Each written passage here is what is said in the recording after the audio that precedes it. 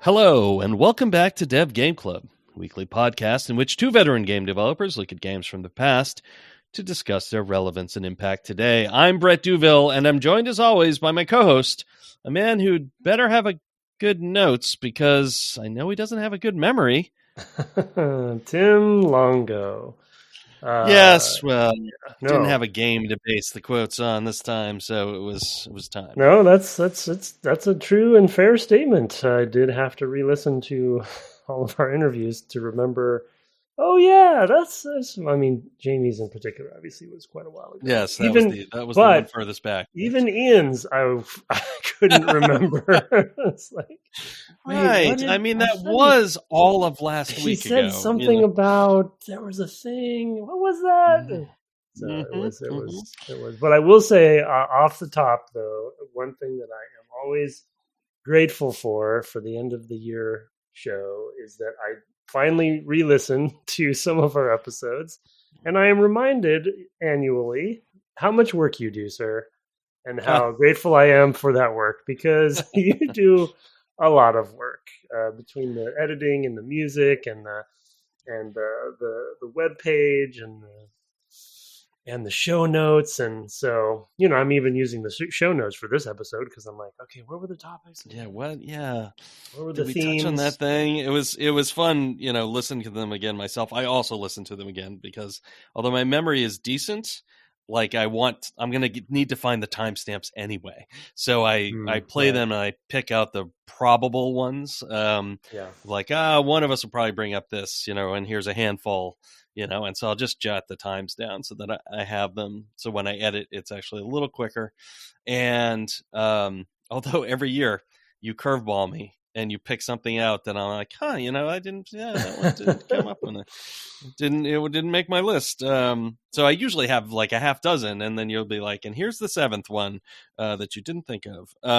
Sorry, but we can omit those then. No, it's fine. I don't mind doing it. I generally have a good sense anyway because I've just listened to it. But yeah, it's just helpful to look back. And there were so many good notes this year. We only had I'm seeing 5 interviews. Actually, that's kind of average for us. Yeah, I was going to say we didn't. It wasn't. We were worried that we didn't have many this year, but we kind of snuck in 4 in the end. We doubled up on 2. Yeah, and we had 4 over the last 2 months between Dead Space and Far Cry 2, and they're all super interesting because we had a lot of good ones this year. Yeah, and people were at different points in their careers, for each of the games, and it's generally speaking, it's early in careers, but somebody like Ian from last week, or even really Clint were several games in, right? And it wasn't their first rodeo for the game we're talking to them about. Although with Jamie, somewhat, and Rosie definitely. So it definitely is. It's an interesting mix, and a lot of good insights. Some echoes between them, which is always fun. Because then I can thread a couple quotes together and kind of talk about those things. And yeah, anyway, so it's fun, and it's one of those things that's really enjoyable. And listening back to them again yesterday and today just reminded me how enjoyable those conversations are.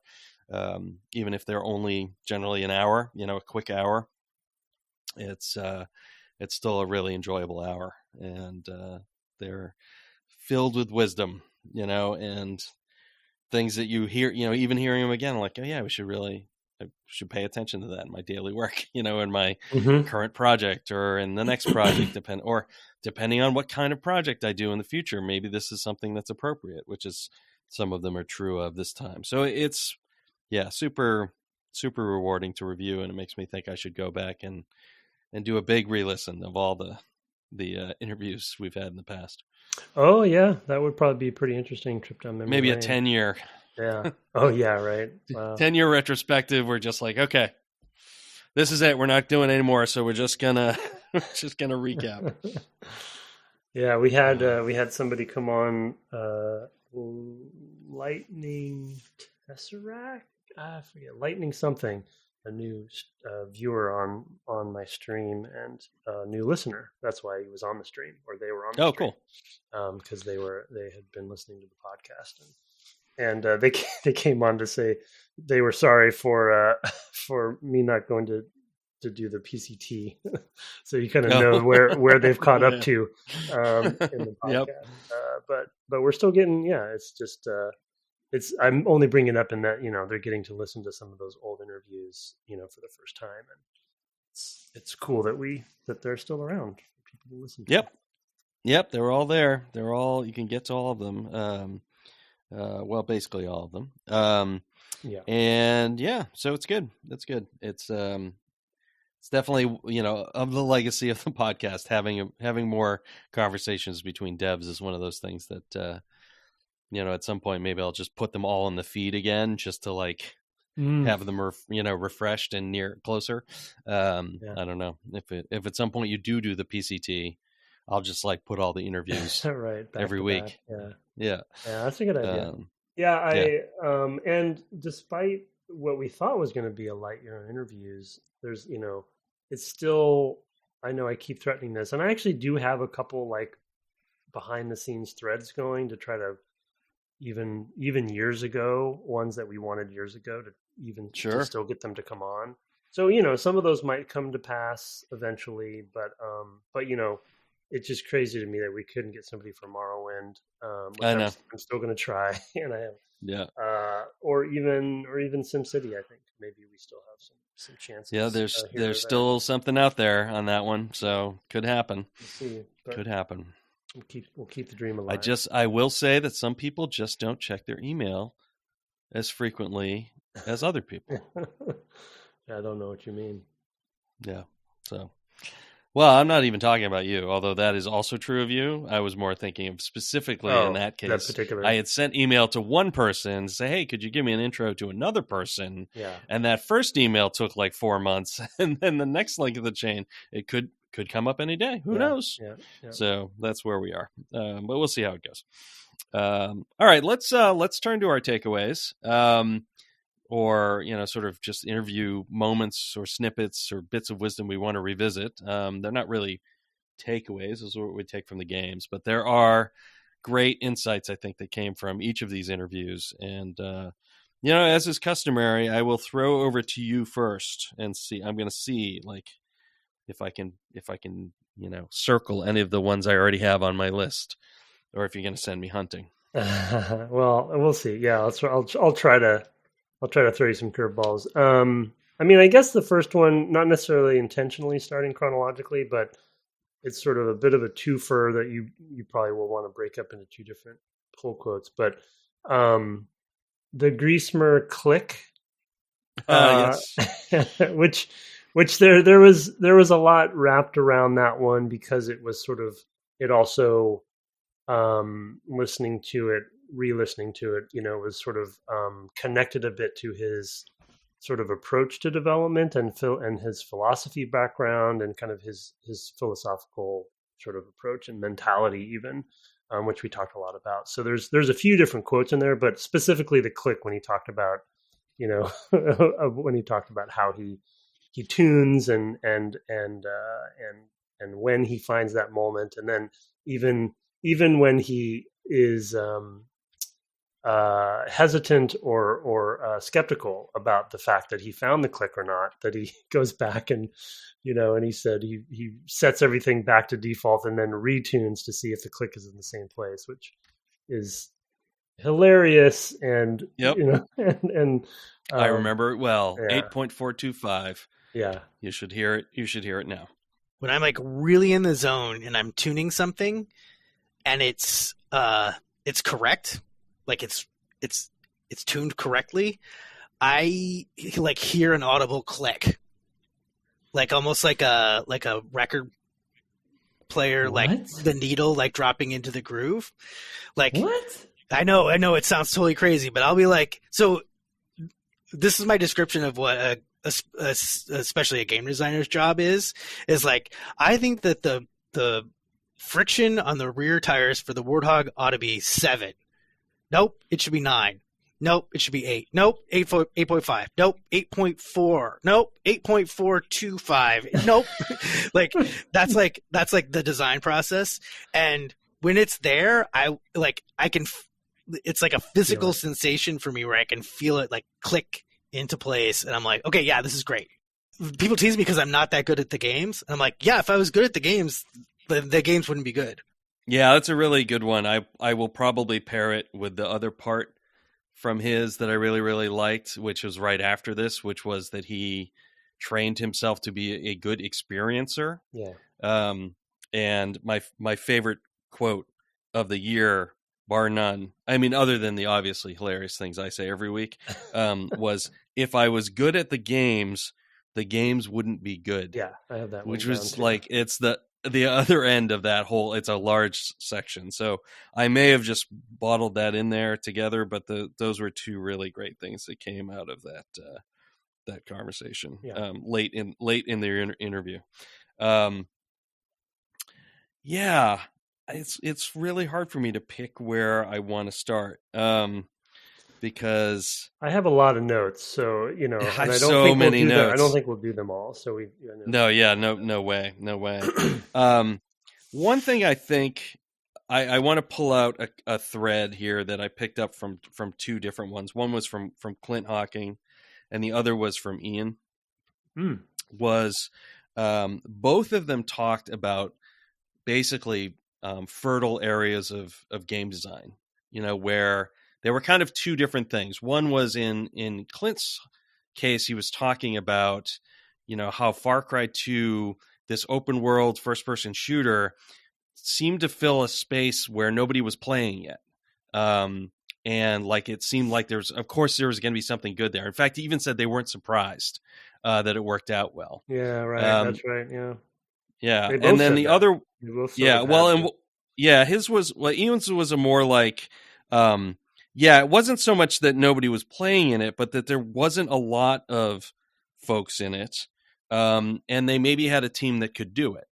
And so I'll put those two together here as things that go well together.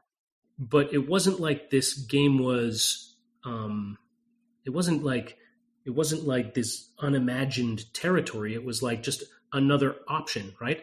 And it just seemed like the space was so fertile that like you could just kind of go anywhere and anything would work if you just, worked on it a bit. And I mean, obviously that's not true, but like you're asking if it was surprising or felt exciting. And it just felt like, no, like, of course there's a game here. Like it just makes sense. And as we kept working on it, it just kept getting more interesting.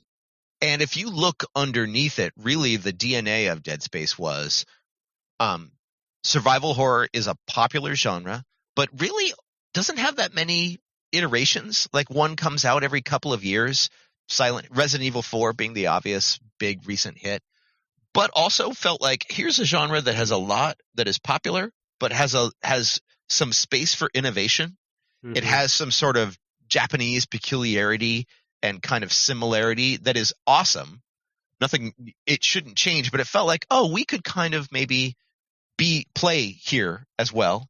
There's a lot of open space. Yeah. Right, a lot of open space.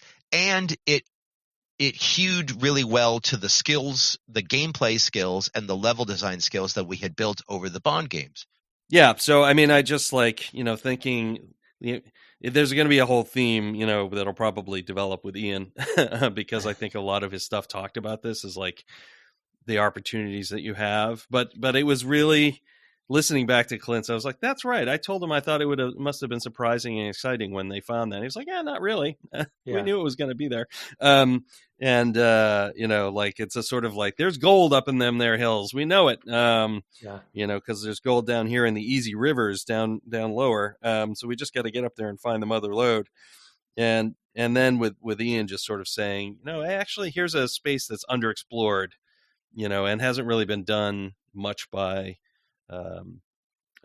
teams in the United States, either. So it's like you kind of take it in their own direction. So those are little echoes that I thought were cool. What next for you? I think this one, now that I'm thinking about it, might be a curveball for you. So I apologize. No, that's okay. I love a curveball. And it actually is also a theme that came up in maybe all of them but Jamie's, to be honest. And it isn't a design or creative centric one. It's more of a career centric one, which maybe you're gonna predict it. But we talked a lot about field promotions. Oh, I noticed that thread, and I did not take note of the times, but you are right, we did. So if I think it's kind of all over the place, so it might be too cumbersome to put quotes in. But even if it's just a theme that we talk about here for a second, like one thing that I appreciated about listening to all of these back to back was that I think the career stories for everybody were pretty interesting this year. Because we usually ask that question, and they're almost always interesting, even in all the past years we've done it. But there was a lot of obviously there was a lot of opportunity and sort of like people were calling themselves lucky, etc. I think Rosie's was a really cool one and most interesting to me because you could see her taking initiative in her case. So there wasn't as necessarily as much a field promotion, but in a lot of the others, it was sort of like last person standing, kind of like grab the bull by the horns, take the opportunity, and those sort of looking back into some of their early games, those seminal games early in their careers, the first game in most cases, is what put them kind of like on the map in a way, first or second game, and I just kind of like I don't think we talk about career growth and how careers happen that often, other than in the first question of a lot of these interviews. But we don't have the insight when we're playing the games in the series part, so we don't really have the opportunity to talk about it. And I don't know. I just like the theme that it's just such a weird industry in so many ways, and it's gotten a little bit more traditional, I think, from a recruitment standpoint these days, but it's still pretty weird. People can come from who knows where, really. And as a partner to this that you might have already predicted, I would say, because I'll put these two together, even though they're a little bit separate as well. The physics and philosophy and physics and philosophy sort of like, what? And because that was your background as well, it was just when I had re-listened to them, and I did remember those. Even before I re-listened, I had already made the note about the physics thing because Patrick mentioned it, and then I had forgotten that Jamie had mentioned it too, and you talk about it from time to time as well. So I just thought that was a funny theme where it's just a reminder that each person is bringing their own background to game development and how different that can make their careers based on their where their foundation's from. So yeah, absolutely. I'll put all of that stuff in here because there's quite a number of clips. And because I'd been driving so much on the level design side and pushing for kind of some very specific designs for things through the, kind of bottom up, right? Like I built this way to use a keypad. I think we need to support it. Here's a design for it. And then it would end up becoming part of the game. So they said, do you want to take over as the lead game designer? So I was like, okay, sure. And then at beta, the lead writer left. And they said, well, you're an Anglophone for one. You almost have a master's degree in creative writing, and you've been working quite closely on the script for your levels. Do you want to take over that as well? And the script was written at that point, and I was like, yeah, that sounds really easy, so I can take it over and walk it over the finish line. Of course, turns out at beta, then you have to rewrite everything for all the cuts you make and all the changes you make. And as you realize what the game actually is, and you have to fix everything. So it ended up being a lot more work than I thought. But I mean, it was still, I'm not trying to take more credit than is due. I mean, the story was still written, and it's still more or less the story we shipped. And so, yeah, I ended up shipping that game as a level designer and a game designer and a script writer.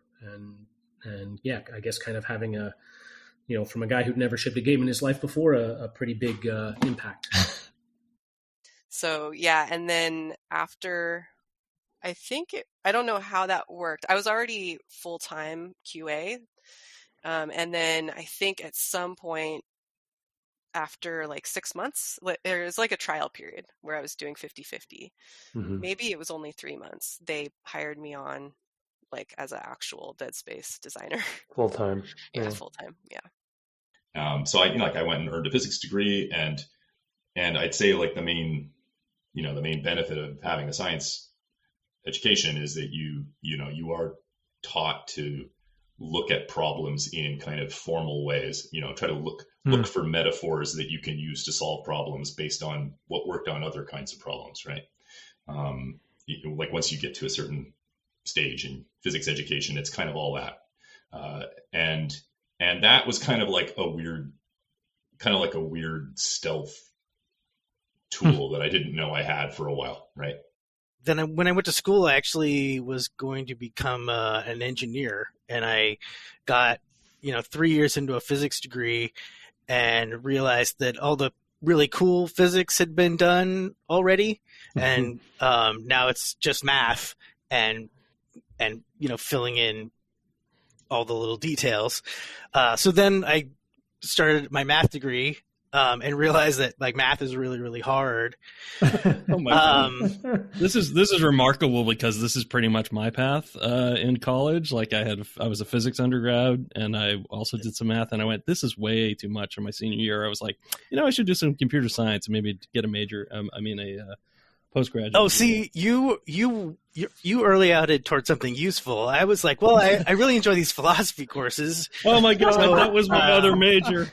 That was my other major. Oh, that's hilarious. Yeah, so here I am, like, verging on graduating with 3 fairly useless degrees. Yeah, no, that's really cool. I listening back to it, I picked up the same thing. I was like, oh yeah, that's right. Here's another guy who had a similar path to mine, but ended up in design. And here's another guy who has a similar path to mine, but ended up in narrative design. And the other thing I'll say is one thing about, our industry is that the reason why careers are still going to be weird is because we still haven't found all the roles we need. Like we're constantly adding new specializations. That's a good point.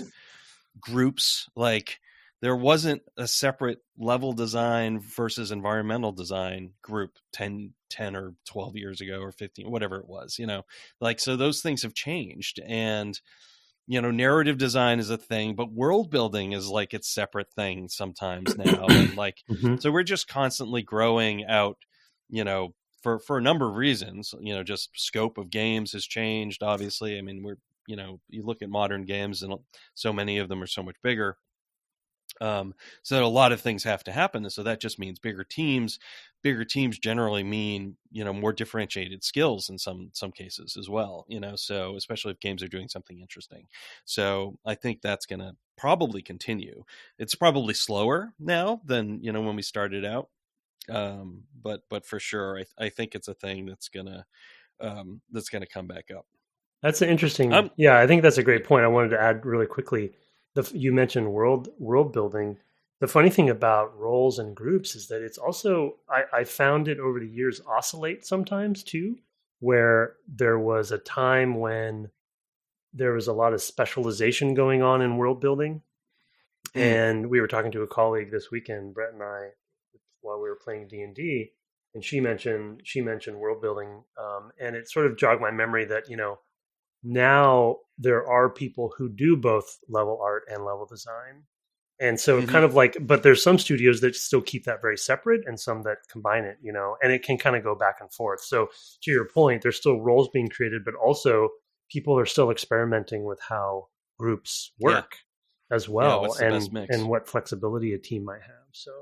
Yeah, it's really right. I mean, and to speak to other studios, Firaxis is a studio that has the sort of ethos of design and programming being closer together. Yeah. In a Sid Meier or even some of the people who've come after him, as that being kind of the way they work. That ideally that person, there's a very tight loop, between those people, and the tightest loop is one person. Yeah, right. That didn't specifically come up in interviews this year, but it definitely makes me think of that. I'm going to pick, another thing here, which was it was described by Patrick Redding as shuttle diplomacy, and Ian described it as, basically the shoe leather between the departments. But it was interesting to me having two people on sort of different groups, art and narrative, or narrative design, talking about how so much of their job as a lead was getting the groups together to make sure that they didn't break the contract that their group was making, right, with the player. Mm-hmm. In the case of narrative design, it was, linking the authored narrative and the player narratives, and making those things work together, so that you weren't talking about the experience you had playing the game as being totally separate from what kind of narrative the game had. And in Ian's case, it was, finding a way to make the things that the art department needed to get done, because of how they needed to iterate, for one thing, making them not have to redo things for another. There was a lot to do there for them, and, not a huge team to do it with. And so a lot of his work was just like, assuaging others' concerns long enough so that his team could get the work done. So that's a couple of quotes I want to put together here. I came to understand that narrative design was less about designing the story and more about being a game designer whose job it was to make sure that there was tight linkages between the kind of authored narrative and the kind of player experience story, like this player stories that would bubble up out of the game systems. A ludonarrative consonance. You could say that, yeah. Although I didn't have the term at the time because Clint hadn't created it yet. So, but yeah, I mean, and I think, I wasn't thinking about it in kind of very broad terms. For me, it was more like I knew, and certainly Far Cry 2 demonstrated this like brutally, right? Was if you don't, as a narrative designer or narrative director, if you aren't doing the shuttle diplomacy between animation, audio, cinematics, game design, level design, UX, UI, no one is.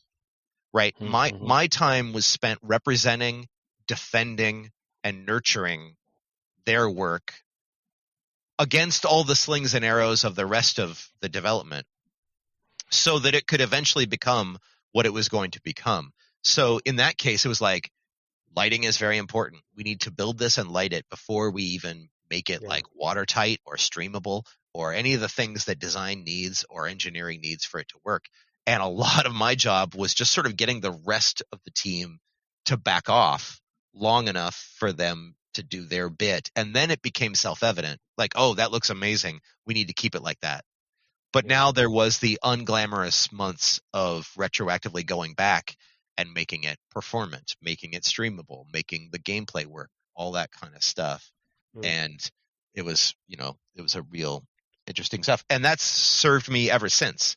That idea of like that the discipline lead is really the sort of cheerleader and representation of that discipline to the non-other parts, the partners of that discipline, just as much, if not more, than they are the leaders of that. The art team knew what they were doing.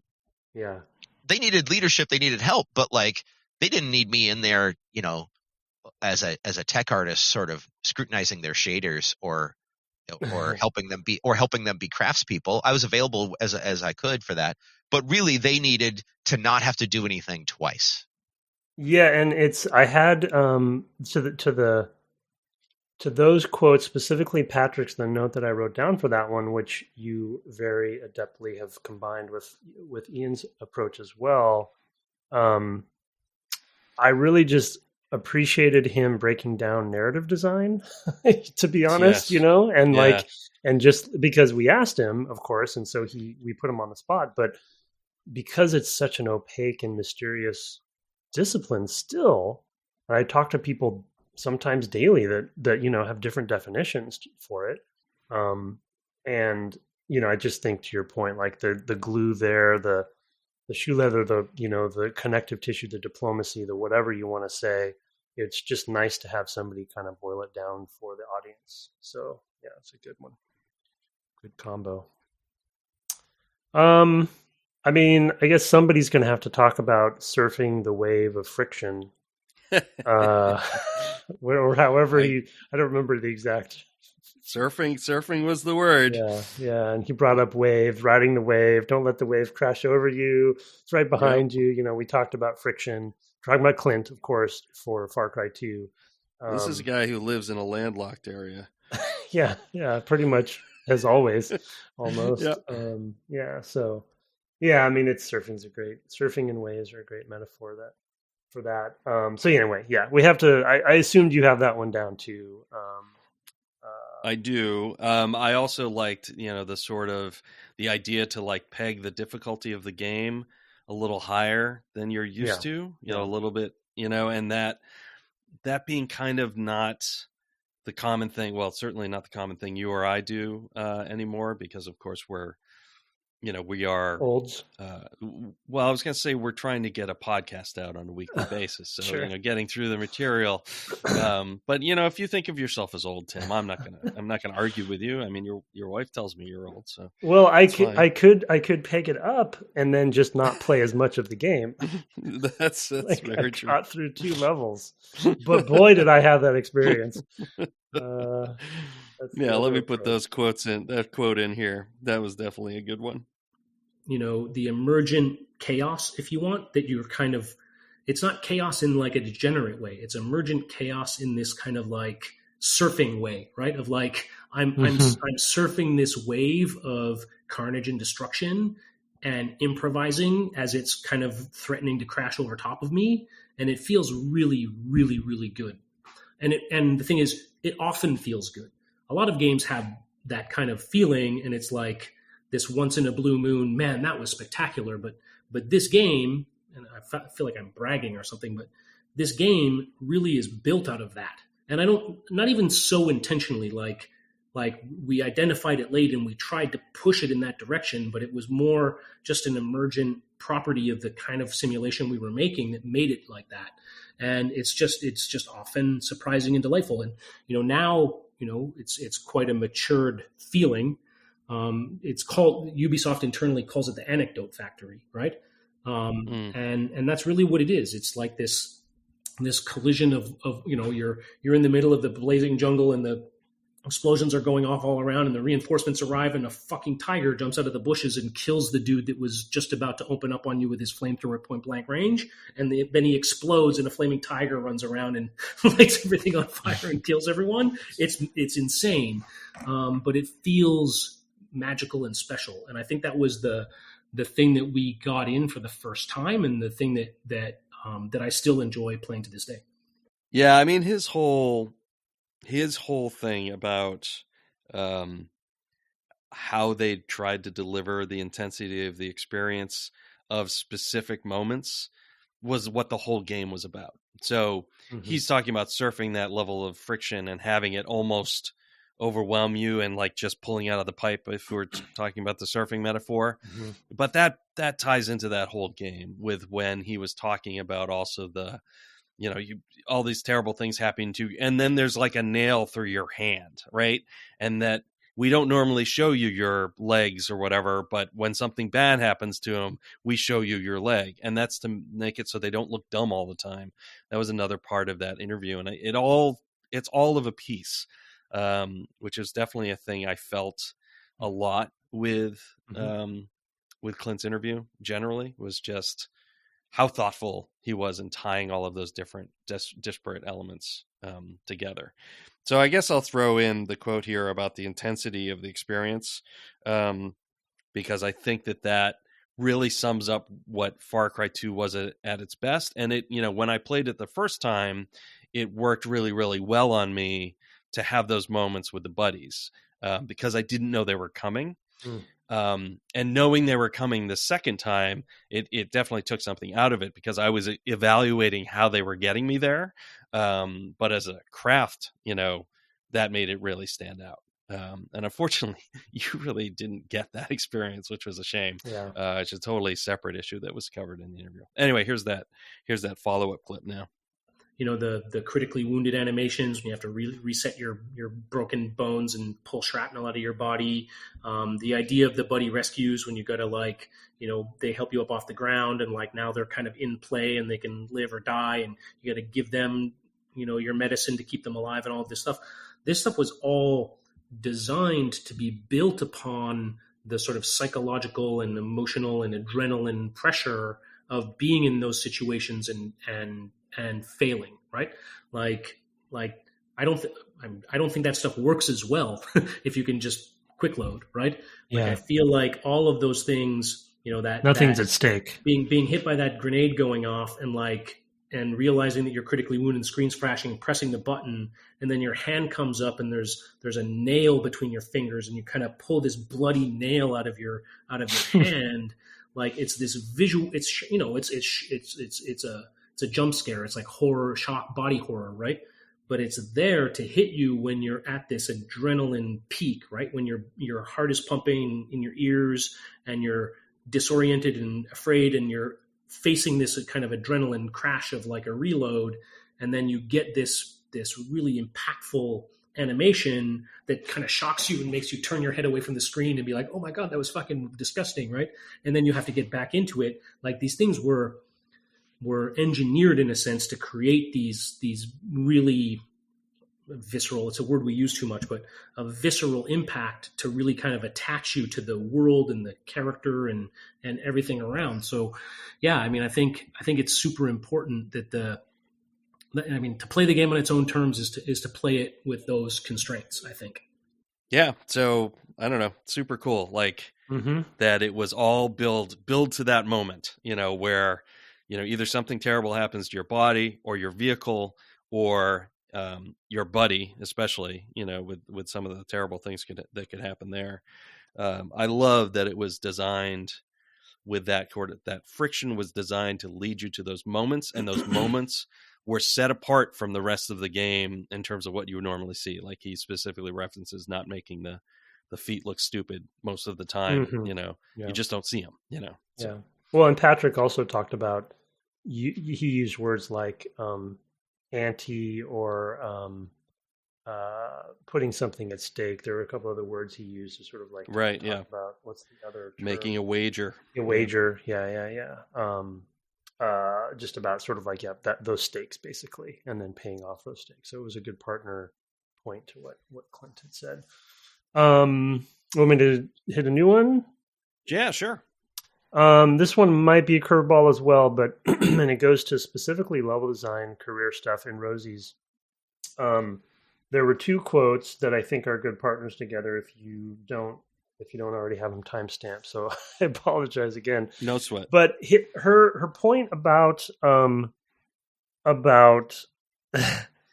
what it means. Obviously, this one I'm biased on, right? Because I love talking to Rosie because I'm a level design nerd and she's a badass level designer, and sort of for her to talk about her early days and her transition from EA to from EA Visceral to Sledgehammer, and sort of the first comment she makes, which is an early, I think in the episode, kind of offhanded comment of like, oh, this is what real level design is like. Oh, right. Yes. And then later when at the end we got to ask her sort of like, okay, so what was it like moving to Call of Duty? And she got to really delve into and the joy that I got from listening to her talk about it was she got to delve into both the discovery of what level design, meant to her, and then this sort of journey she went on as somebody who was making single player games pretty much exclusively up to that point, and then realizing sort of this having this revelation about multiplayer maps, and then sort of how she came upon that, and then her final comment on when we asked her sort of like advice for budding level designers or whatever, and getting outside your comfort zone and working on something that you wouldn't normally work on. And it was just like those three moments in her interview, I just think were just like a great journey of seeing someone, kind of share their career in a very open way. And I liked it a lot.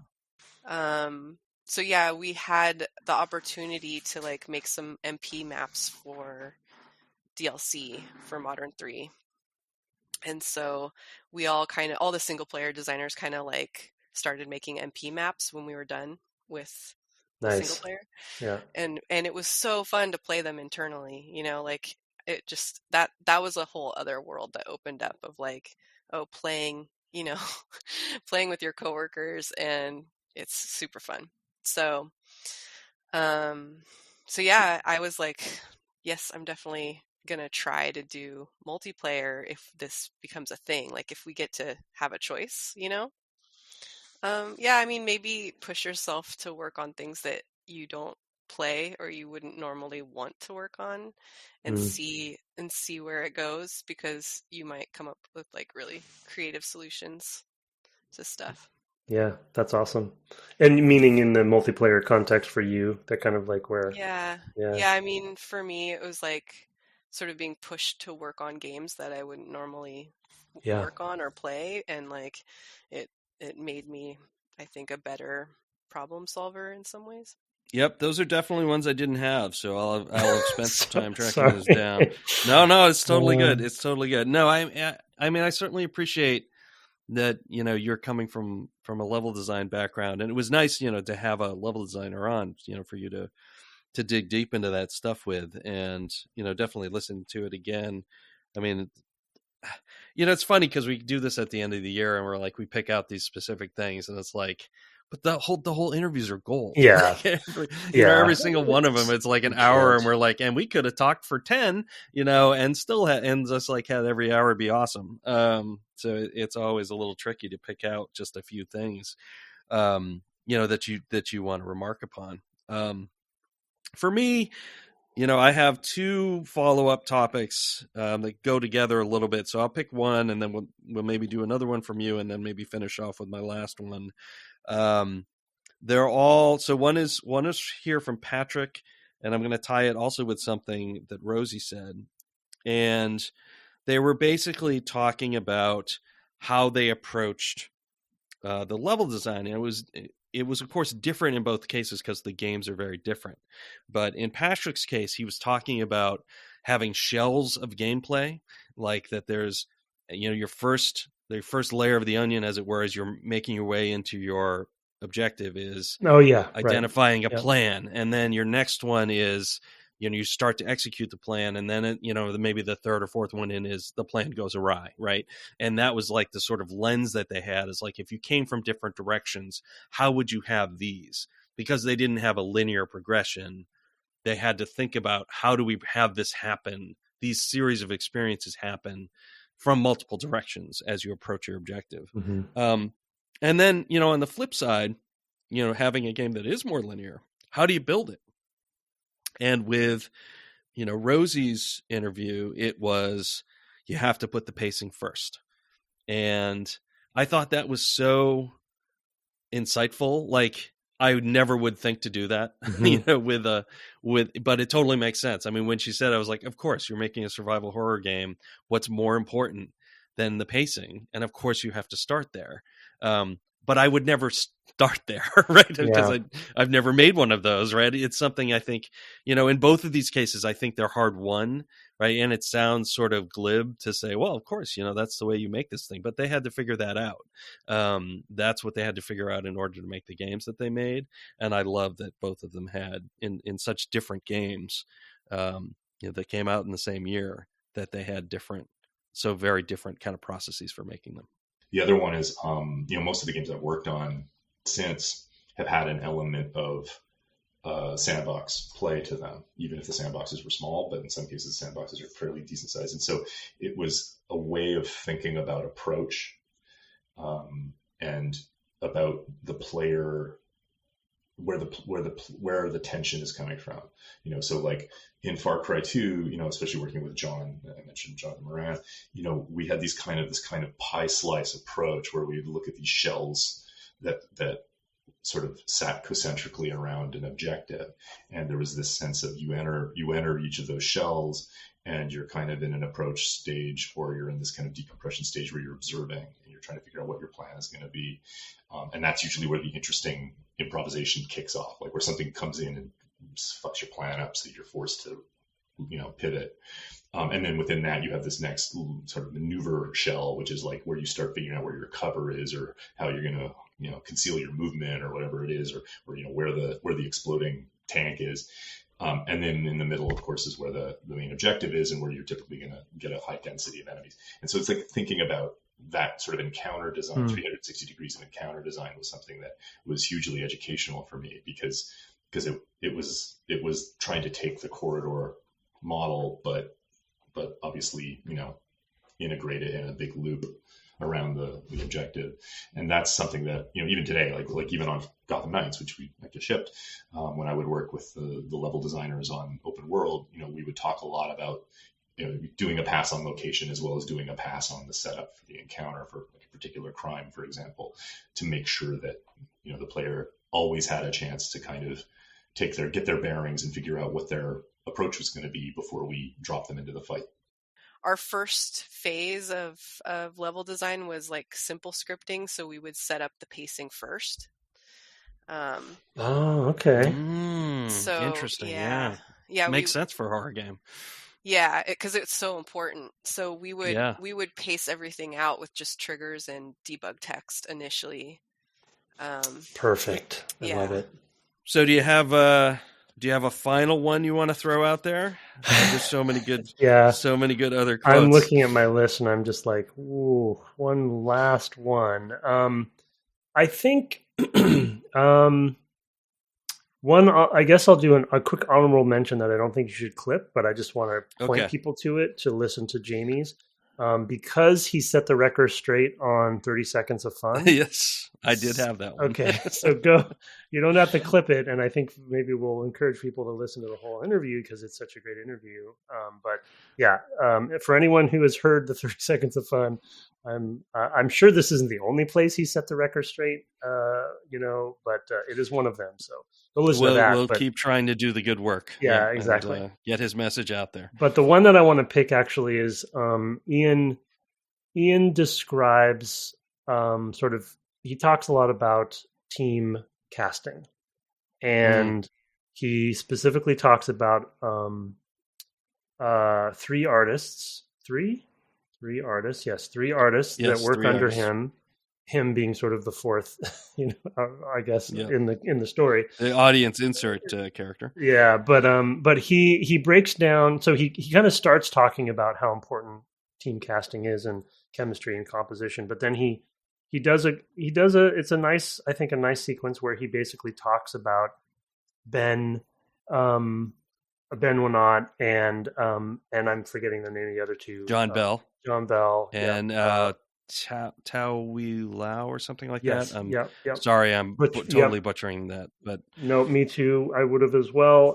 But I was playing it in super fast mode, so it's like it went right by. I was like, I remember typing this last week. Yeah, exactly. Yeah. So basically the three different artists and their strengths and weaknesses, to be honest, that he leaned into, kind of like talking about what, how to navigate that stuff, and then to some degree what an art director is doing in that case, but also just mainly focusing on the team, and finding the right places for people to fit in, and thinking outside the box. In one of the artists' case, who was not really an artist that was built for survival horror, but ended up in the end becoming a really important part of the game. In Bell, I think in the way that his art was Pang, as was the that's right. There's always Pang. There's always Pang. So those sorts of that story for me was, I think, at the heart of a lot of what Ian kind of talked about, because he did come back to the team time and time again, and he admitted that he wasn't necessarily the visionary type, but leadership isn't always about that. Sometimes it is about getting that chemistry to work and figuring out where people are going to do their best work, and then also building the game that fits the team as well, if you can. So. Yeah, absolutely. Long quote, but a good one. I'm a huge believer, and it's especially, in my more recent work, which has been, on stagecraft and making movies and that kind of stuff, where teams are operating in real time. But it all came from game development too. I'm a huge believer in team casting. That just because someone has a title or they're good at a thing doesn't mean they're the right thing necessarily for this, and that the great teams are complementary. So what happened? Like I was the art director on Dead Space 1 and 2 or whatever.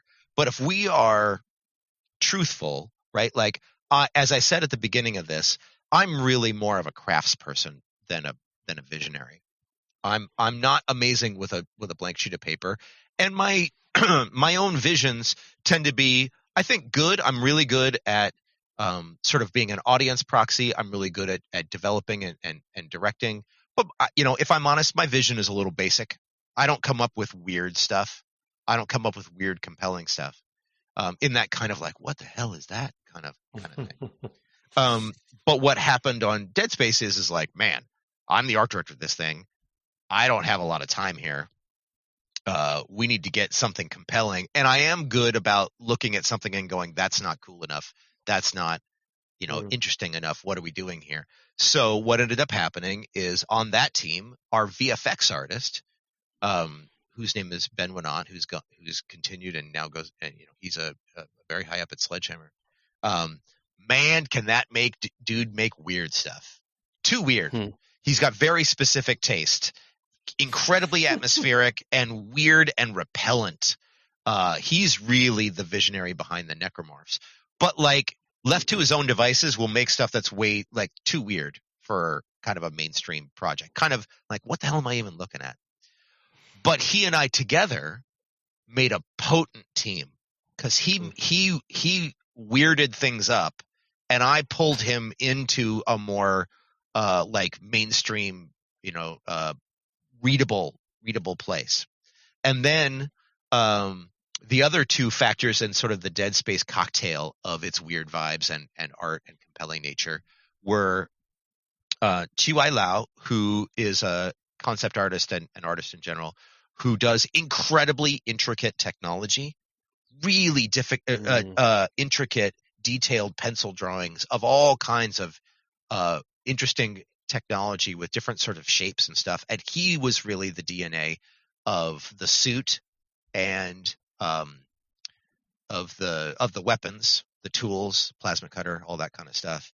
And again, his stuff was so intricate and sort of very Eastern influenced, lots of sort of Gundam and manga and that kind of stuff, that it was amazing.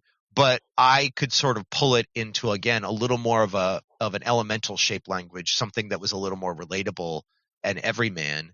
And the combination there was really interesting. And then the wild card was John Bell, who they kind of didn't know what to do with at the studio, but has a sort of out of time, optimistic tone to his work.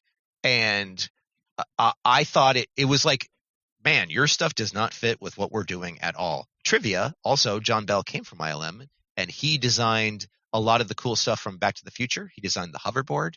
He designed he designed the gates and the trucks from Jurassic Park. So the kind of bold color and optimistic tone of that kind of stuff, I was like, boy, they kind of said, hey, here's John Bell. Can you use him? And I thought, well, his stuff is the opposite of scary, and it kind of doesn't work. And I went, but wait, let's turn that bug into a feature. What if John did this sort of contrasting grace note over everything? And so he ended up really, although a lot of the final art necessarily wasn't his because he was doing the concept, but he would just create sheets of weird signage. Yeah, all the stuff, the propaganda stuff, right? Exactly. And so I did a bunch of stuff that was basically based on like OSHA signage and lots of safety announcements. But the ones that are like tomorrow is a good idea, and it has like a scientist looking in the future, or like he's the one who came up with Peng, where he did like there's always Peng, and it would have this sort of coquettish woman smiling, and I was like, John, what the hell is that? Like, what is Peng? And he's like, I don't know. All right, and I'm actually going to also finish with Ian, which is, I feel almost bad doing it because we just ran the interview last week. That's a fair point. But we are recapping the moments that stood out to us, and And this is one thing that I feel both during and after I've been involved with the game project, and it is basically one of the last things he said. And that was, to paraphrase, it's being humble in the face of what you've made. He was talking about it in the process of building it, getting to the point where you're like, okay, I can see the game that we've made now, and being humble that, no, this is the game that it wants to be. Yeah. And having to cede a certain amount of authorship to the hive mind or to what it's become, the million decisions that have got to where you are, and just like reacting to that and saying, oh, okay, it's this now, like this is what we have. And I know my best experiences in game development have been that, where you get towards the end and you're like, here's the game we've made. Now we just got to like make them the best and most of that we can. Yeah. And I sometimes feel it even afterwards. So it's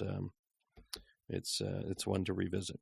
But it's my favorite part of game development is that sort of 3/5 done phase, maybe 4/5 done, where the game starts to make an argument for what it wants to be and what it is. And it goes, yeah, I know you meant for this, but this is what is actually happening. And you talked a little bit about the cohesiveness of it, Brett. That was a big part of what I learned too, was to be humble in the face of what you intended to make versus what you actually made, and how to then pivot and make what you actually made as good as it can be. And there was a lot of times where the diplomacy came back into it towards the end, where we would play through, and every room, despite what we thought we were making, what is this room actually about now? Yep. So there we have it. Yeah, and a similar one to that one, a similar theme came up in. Not that I'm asking you to pull the quota for it, but when we were talking to Rosie, as far as like knowing what the game was, it was obviously about Dead Space as well, and knowing what the game was and letting it be what it was, and I had related a quick story from my Crystal Dynamic days about that theme too. So it was great that it came up for both of them for that game. Yeah. Yeah. Yeah, it was super interesting to hear that echo between the two of them, because I was like, yeah, I mean, and you should obviously listen to all of these interviews if you haven't already, but just to reflect on these, and on the year we've had in talking with folks about their games. Like I'm like, oh yeah, and here's two more quotes from literally every person we spoke to that we haven't talked about here, so they're very rich. And we lived them once interviewing them, and then re-listening to them, I was like, oh yeah, that was great, and that was great, and that was great. So every few minutes there are great quotes in all of these, and it's in being humble in the face of what you made. I guess I can also say that a little bit about this podcast, because we're lucky enough to talk to these folks, and I don't go back and listen to what we talk about because I've already lived it twice by the time it reaches the listeners. But but it was really, really humbling to consider that, especially talking about going back to all of them as we were earlier in the episode. It's pretty amazing to think about how lucky we've been through the years to talk with all these folks and get their histories, their thoughts on what they've done. Yep. That's good. It ended up being good set this year. Yeah, for sure. All right. Well, all of those, are episodes that you can get. I will put the links maybe in the show notes to go find them on our webpage if you want to listen to them again. We did have one email. We kind of asked for additional emails. We had one come in literally right before we were starting to record. Of course, if we get other emails from folks that want to talk about their end of year, we will talk about them in the beginning of the year when we play our first game of the year of next year. I don't even know if we'll announce that here. Maybe we'll hold off and let that be a bit of a surprise. But this one is one from Artemage, frequent mailer, often seen drinking and playing Dark Souls. Troublemaker for sure. It says, hello devs, another year of DGC down, and I think I noticed something different about this year you may not have accounted for. 3 of your prominent games are very personal experience based: Morrowind, Dark Souls, and SimCity 2000. I'm curious to what you feel these styles of games do to benefit the show, and what drawbacks they have to production and your own enjoyment of both the play and the show. Thanks for another year of this, Artemage. Yeah, so those are games where we had very different experiences. And it's funny because our next game is also going to be that, I believe. I think that is definitely going to happen. I don't see how it can't. We're doing that one, huh? I mean, not that we're building up the mystery more and more. But. I'm not going to say what it is. Yes, we're doing that one. You're up for it? I'm not saying which one it is. No, okay. But all right. Yeah. No, I'm up for it. On air agreement, folks. So, yeah. Okay. Even though we haven't said what it is, so who knows? I could just change what I'm agreeing That's to. True. That's true. That's why I'm leaving it vague. I still might be too fearful. What are your thoughts on that? Yeah, I mean, I think as a general topic and comment, so I would guess question, but also kind of his comment and assumption on the fact that they did have this sort of such a different, impact on us. For me, I guess I reflect very positively about that because, and it's not like other mediums don't have a similar,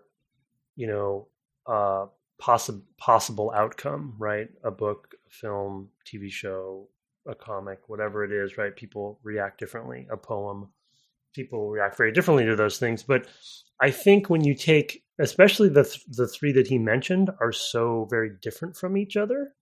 I guess it just, when it comes to pulling anything out of that for my day to day, which I think was part of his question too,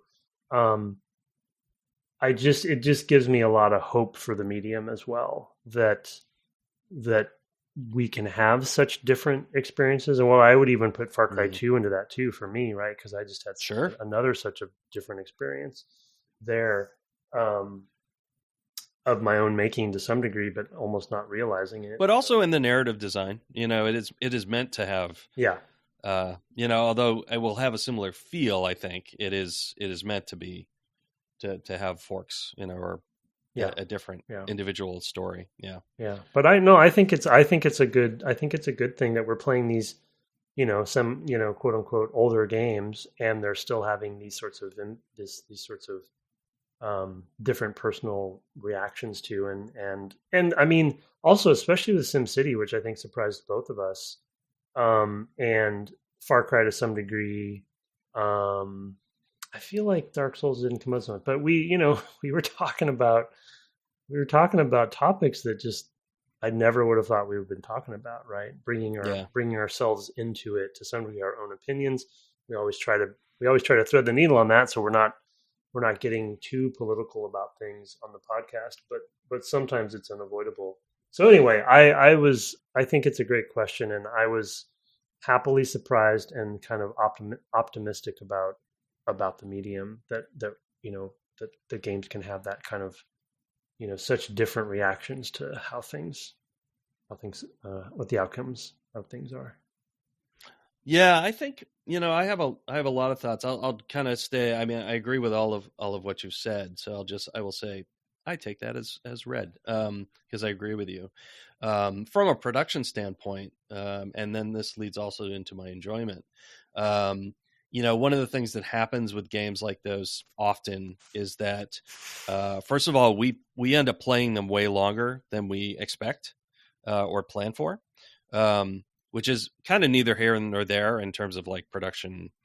It just means we do fewer games this year, maybe. Because all of these we played, like Morrowind was like 8 or 9 episodes or something, and Dark Souls was more than we expected. SimCity, I feel like, was even more than we expected. And Far Cry was like 7, we had 2 interviews, but like 5 or 6 regular episodes, and 5 of the game, and then one that was like the modern Far Cries, the more modern Far Cries. And so they all have like led to longer discussions. And I think that's because we're doing different things, right? So there's a sort of a reality, and we kind of want to reflect our experience of the games, and it just leads to many more topics as a result. Especially with these games that have so much in them, that to cover. And then part of the thing that impacts my enjoyment, I think, a lot is that those games there are a couple of types of games that bring a lot of feedback from the audience. One is these sorts of games where players out there, in the audience who have played them send in their own experiences, many of which we read and discuss, or they share some tidbit about, did you know about this crazy thing about this game? And that happens a lot in these games, I think. The other games that happens would tend to be like old Nintendo games, well, even Mega Man had some of those, right? Mega Man had some emails. And Mega Man had some of those too. Yeah, that's true. That's true. Although that's also a game you kind of play your own way. So even though there might be more canonical approaches to playing the game, I will say those are also games we didn't finish. The Mega Man ones, impossible. Yeah, I won't go so far as to say impossible, but unlikely. I will say unlikely in my case. It's a lot of effort. Yeah, so I mean, I think that I enjoy that, and I enjoy that interaction with the audience. So, and the questions and thoughts and memories that you all bring is always entertaining to me. So, that's another thing that makes me humbled in the face of this thing that we make. So thank you for those, and thanks for the question, Artemich. Yeah, absolutely. All right, so that is another year down. We did it. 332. Episode 332 of the probably badly numbered episodes, because there were some like bonus episodes that were like 49A. It's a mess in there, folks. Thank you for that email. You can send more email to devgameclub@gmail.com or send us a review. I'm not going to go through that whole rigmarole. I normally do, but it's the end of the year. If you have a little time off, feel free to send us one on whatever podcast platform you use. You can find us on the web at devgameclub.com or on Twitter at devgameclub. You can also find my co-host at Tim Longo Jr. with the JR at the end. At least for a little while. Who knows? We have been dipping our toes into the waters of Discord.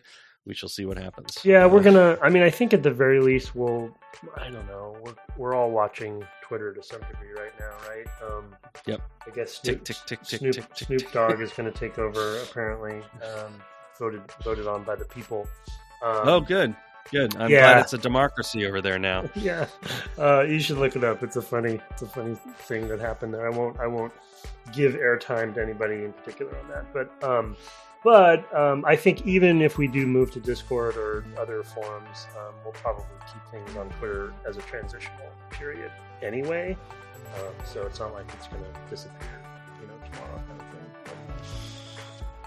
Of course. You can also find Tim over on Twitch at twitch.tv/Tim Longo Jr. I don't know what your holiday plans are for that, but I know you're streaming tonight, so people can catch the VOD while you continue to hunt down Artorias, the Abyss Walker.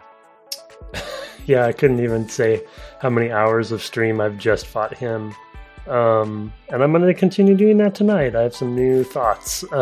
Good. But if you only have to hear him hit him 53 times, I hear. So well, yeah, I have modified that to some degree through some potential clever spell usage. Nice. So we'll see. It's not going to give me too many. I think it goes down to maybe 43 times. But anyway, if I might give up on Artorias because I don't have to fight him and just spare him and just go back to Quinn and finish the game. So I need to get this thing done. So you do, but maybe by the end of the year.